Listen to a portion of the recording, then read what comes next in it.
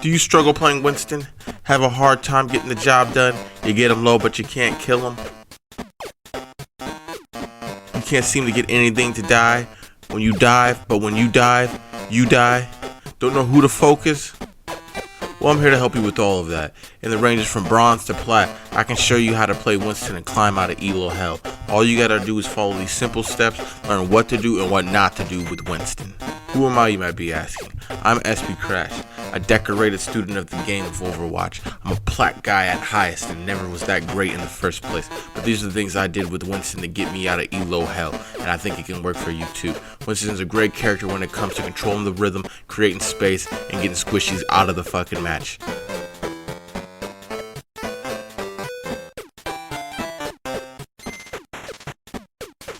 Now, these are things you necessarily need, but it will help if you have it. So these things will help if you can have an actual team and not be solo, because it just goes without saying a grouped up team is going to be coordinated and way more cohesive than a solo team.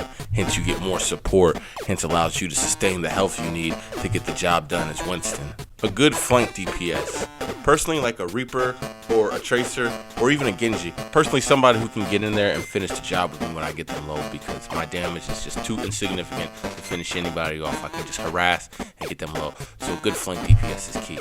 A good Mercy, not a Mercy, a good one. One who's going to know a Winston and know how to time his jumps to escape properly and keep herself in the air. A goat to sacrifice. It's very important during the sacrifice ceremony that you take some of the blood and write a W on your front door. A rabbit's foot. I ain't never heard no rabbit's foot causing bad luck. Next, we're gonna get into his bubble. Okay, this thing is really good at creating space and making motherfuckers reposition. It can be really good using the right hands, and it can mitigate a lot of fucking damage, dude. I'm telling you, it's one of the most underrated shields in the game. There's only 3 of them. But anyway, Winston's projector barrier has 700 hit points, lasts 8 seconds, and has a cooldown of 12 seconds. There's this cool move I like to try with them. I like to dive the back line, and in this situation right here, we lost our cast, so our Mercy was going into res. In order for her to be able to res, I went and created space by diving their backline heals, creating aggro for me, drawing the DPS and the Zarya to me away from my team, allowing Mercy to successfully heal. Now, they can't hit me because I'm in the bubble, so they have to go into my bubble to hit me. Hence, as they walk it into me, I'm backing out of there, jumping away back to my team, and we call that the slingshot. The jump pack.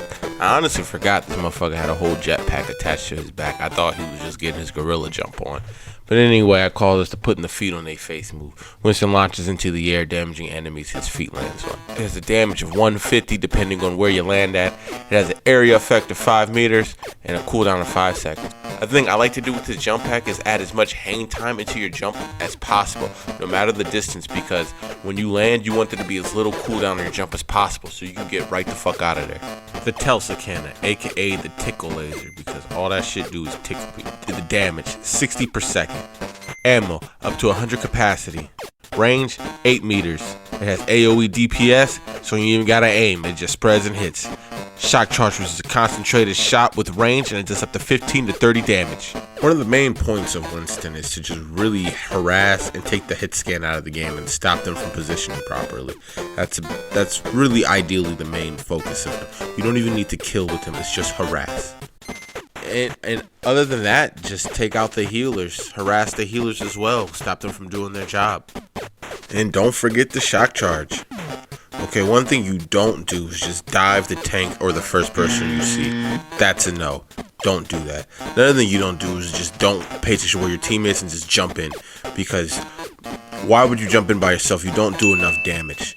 And you look at you jumped in, you're by yourself, and the rest of your team has barely made it around the corner. That's just stupid. Don't be stupid.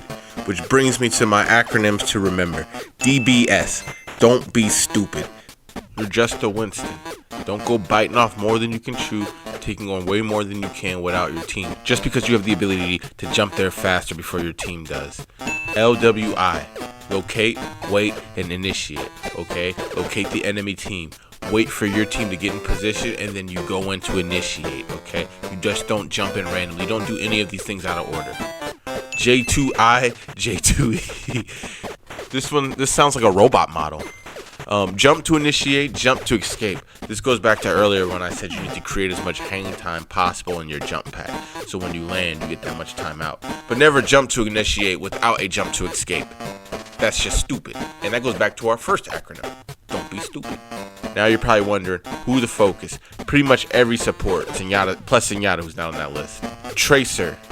You can harass her. You might not necessarily kill her, but you'll keep her away. Cass. Nice and squishy. Ashe. Another nice and squishy. High ground hit scan. Don't even have to kill her. Just put a bubble on her and leave. Hanzo. Kill that dude on sight. And anyone healing him. Widow. On sight. Anyone healing her.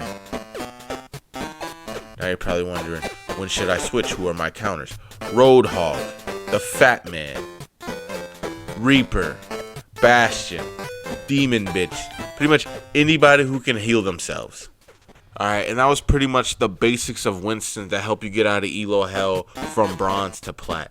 I see a lot of grandmasters and top 500s making stuff for certain players.